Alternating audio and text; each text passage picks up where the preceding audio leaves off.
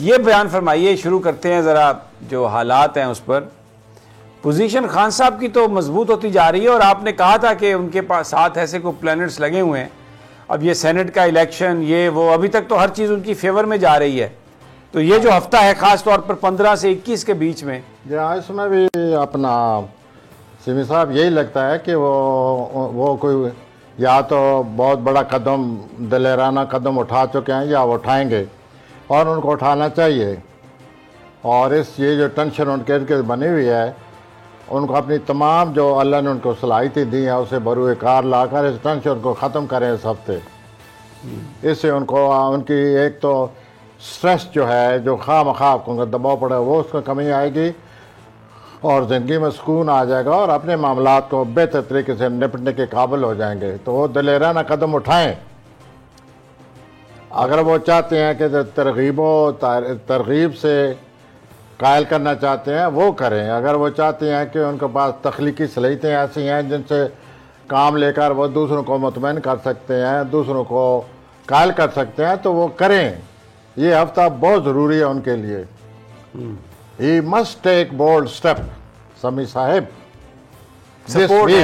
Support ہے plants کی، ہے اس میں سکھانا بڑا طاقت ہے، اثر ہے. دس ویک پارٹیکولرلی فرام یہ جو ابھی آپ ذکر فرما 15 فروری سے 21 فروری سے لے کر 21-22 فروری تک.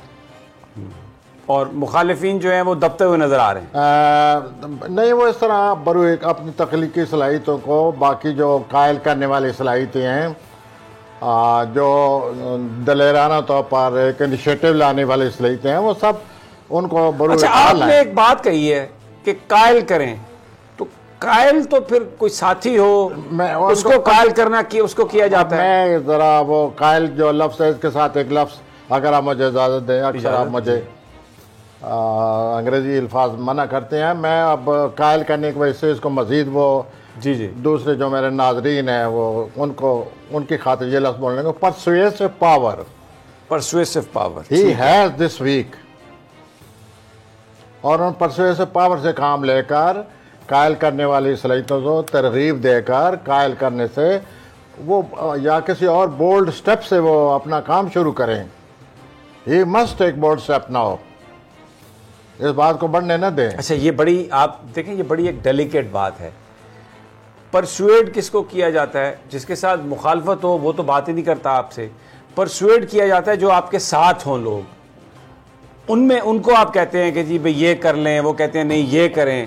تو اس وقت یہ پھر حکومتی الائز جو ہیں ان کی بات ہو سکتی ہے، پرسویسو جو پاور استعمال کرنی ہے، یا پھر جو اس وقت جو ایک اپوزیشن کا بھی بڑا ایک احتجاج ہے، اعتراض ہے کہ جی پاکستان کی عسکری قیادت جو ہے وہ عمران خان صاحب کے ساتھ ہے.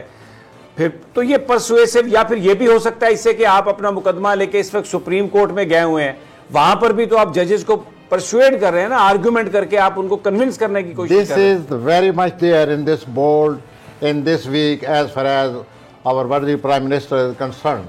He has persuasive effect, persuasive impression upon others. He must go ahead and try to persuade the people. ہو سکتا ہے کہ آپ جو بات کہہ رہے ہیں، جس طرح سے اٹارنی جنرل، سر میں اسٹرالوجیکلی میں تو اسٹرالوجی کے بھی بہت رہا ہوں. نہیں، ہم اس کو آپ کی جو اسٹرالوجی ہے اس کو ذرا پریکٹیکل لائف میں انالائز کرنے کی کوشش کر رہے ہیں. آپ اسی طرح لے جا رہے ہیں. میں تو اسٹرالوجی کے سوچ رہا ہوں کہ اگر وہ اسٹیپ لیں، اپنی صلاحیتوں سے کام لیں، اگر وہ پرسویسو قائل کرنے والی، ترغیب دینے والی صلاحیتوں سے آگے بڑھیں تو یہ ہفتہ صحیح ہے. یعنی آپ یہ کہہ رہے ہیں کہ بڑی ڈومیننٹ پوزیشن ہے خان صاحب کی، اور کامیابی آ سکتی ہے. کوئی ایسا ایشو اس پر یا تو وہ بولڈ سٹیپ لیں، وہ بھی پلانٹس مدد کر رہے ہیں، اور اگر وہ پرسویسو اگر وہ اپنائیں گے اپروچ تو اس میں بھی ان کو کامیابی حاصل ہو سکتی ہے. یس، یہ بیچ میں بات آئی ہوئی ہے پرسویسو والی، کیونکہ اب سپریم کورٹ میں بھی کیس چل رہا ہے، وہاں پر بھی ظاہر ہے وہ ایک آرگومنٹ ہو رہے ہیں اور کنونس کرنے کی کوشش کی جا رہی ہے کہ اوپن بیلٹنگ ہو. یہ آپ نے اس معاملے کو اپنا موجودہ حالات کے ساتھ منطبق کیا ہے. جی، وہ میں پرسویسو پاور سے میری مراد یہ ہے جو آپ نے اس کو ذرا موجودہ حالات کی روشنی میں بات سامنے لے آئے ہیں کہ یہ پرسویسو پاور اس وقت بڑی ضرورت ہے. اور اگر ان کی ہمارے وزیر اعظم صاحب پرسویسو پاور کے قابل ہیں تو پلانٹ یہی کہہ رہے ہیں کہ ہی شوڈ کم فارورڈ، آئیں سٹیپ لیں، دلیرانہ سٹیپ لیں، گلے ملیں، ان کو قائل کریں. اور یہ اچھا اب آپ اگر میں اس کو یوں بیان کروں میں کہ دلیرانہ پرسویسو، اب دلیرانہ تو یہ بھی ہوتا ہے نا کہ آپ جس دشمن کے ساتھ بات نہیں کرنا چاہتے تو دلیری کے ساتھ آپ کہیں کہ ہاں جی میں بات کرنا چاہتا ہوں، آئیں میں آپ کو کنونس کرتا ہوں، تو ڈائیلاگ کا بھی سلسلہ شروع ہو سکتا ہے اپوزیشن کے ساتھ. یہ بھی دلیرانہ ایکشن تو ہے نا. سر ایسی جو صورتحال ہے اس میں یہ انیشیٹو لینا دلیرانہ سٹیپ بھی میں کہوں گا. پلانٹ سر یہی کہہ رہے ہیں اب آپ اس کو جس طرح بھی موجودہ سیاسی صورتحال کے ساتھ مطابق کریں. You are sitting with me, آپ میرے ساتھ بیٹھے ہوئے ہیں، آپ اس کو کریں. اور اس یہی صورتحال عمران صاحب کی ہے. اور میں پچھلے 2 ہفتوں سے کہہ رہا ہوں، آپ نے نوٹ کیا ہوگا کہ something going to happen, کوئی مل رہا ہے، کوئی انفارمیشن مل رہی ہے، وہ آگے آئیں اور سٹیپ لیں.